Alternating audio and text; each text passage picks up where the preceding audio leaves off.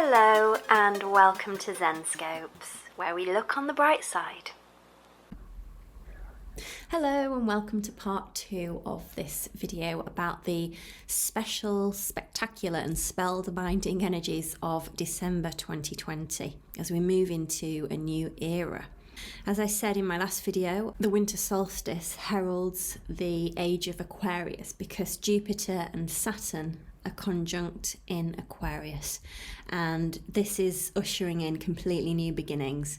As I said, the last time Jupiter and Saturn conjunct was in 2000 and in 1980, and both these decades heralded much change in terms of technology and societal structures, and a sense that the world got more instant.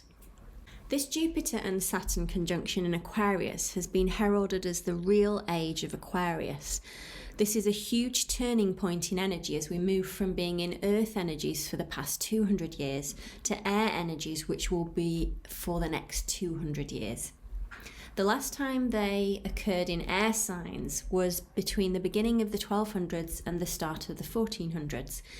And as I detailed in my 2020 astrology video, during those 200 years between 1200 and 1400, a lot of changes took place.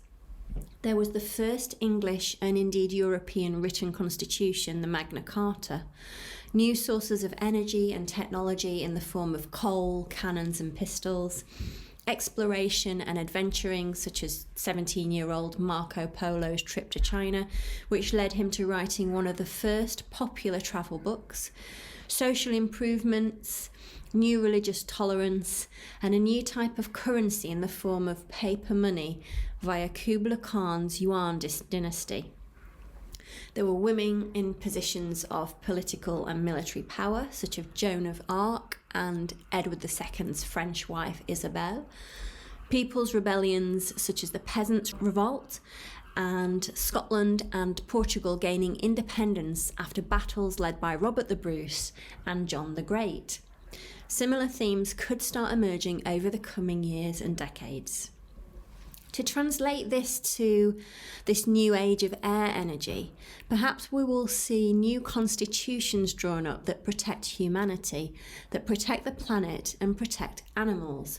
For example, animal law is a booming subject at university level, and there's a group called the Non-Human Rights Project, which is all about the rights of animals such as chimpanzees and elephants, who they call their clients, and who they have fought for in courts of law and helped move to sanctuaries. On their website, they say that other potential clients include orangutans, gorillas, bonobos, dolphins, and whales. In the age of altruistic and humanitarian Aquarius, we could see an end to animal cruelty. Other emerging examples of this have come from the events of this year, with outrage at the live animal markets, and also the fact that medical testing on animals has been foregone in some of the big developments of the past couple of months. A lot of people have been focusing on their health too, and cutting down on consuming animals and things like dairy and eggs.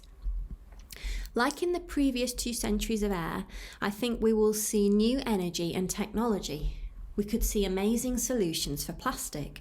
For example, there's currently an eco-bricking movement whereby furniture and housing structures are built out of plastic bottles filled with other waste plastics such as food packets. There could also be a return to old, forgotten about methods that someone with a spark of genius transforms into something completely innovative. Travel will be transformed too. It already has seen big changes this year, especially the air industry.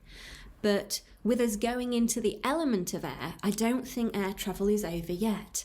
I feel we might see huge improvements in terms of clean planes that don't have as much of an environmental impact. I'm getting the sense that magnets will play a big part, and there'll be inspiration from birds. I think that in the next few years there could be some kind of magnetic technology that's used in a lot of different forms of travel. I'm getting the image of the bullet train in Japan that uses magnets to levitate it above the track. We may also finally get the hoverboard that features in the Back to the Future film series. Even though Aquarius is an air sign, with it being the water bearer, I think there could be a move to travel by water, such as transatlantically, with high-speed hovercraft-type vessels transporting people in record time. With this air energy and the fact that Uranus, which signifies unexpectedness, is in Taurus, which is an earth sign and rules money and our physical and material world, the way we use money is likely to change. There'll be new methods, perhaps more of a focus on trading in information in terms of your skills or wisdom that you can pass on to others. It seems likely that cryptocurrencies will expand, and you could choose which one you use depending on your own viewpoints and values. For example, they could be tied to altruistic endeavours, so that you could choose to use a currency that helps people to plant trees, for example. They say that the most powerful vote that you have is how you spend your money. So I do think that we will see more thinking going into that, and ways to cast our vote in terms of how we consume things. There'll be advances in higher positions for women. We could see the first female US president within the next decade. I think there'll be a strong and decisive new female UK Prime Minister in the same time frame as well, and they could work conjointly together. There could be new rights won for women in places where there isn't a balance at the moment. And there could be new achievements in space for women too. More places could gain independence, like Scotland and Portugal did the last time we were in these air energies. There's been a lot of talk about Scotland going its own way, so that might happen. Smaller territories could decide to self-govern too. Yorkshire, the largest county in England, has often talked of independence from the rest of the UK. And I think Texas, which is the largest state in the US, has also talked about a return to being its own nation.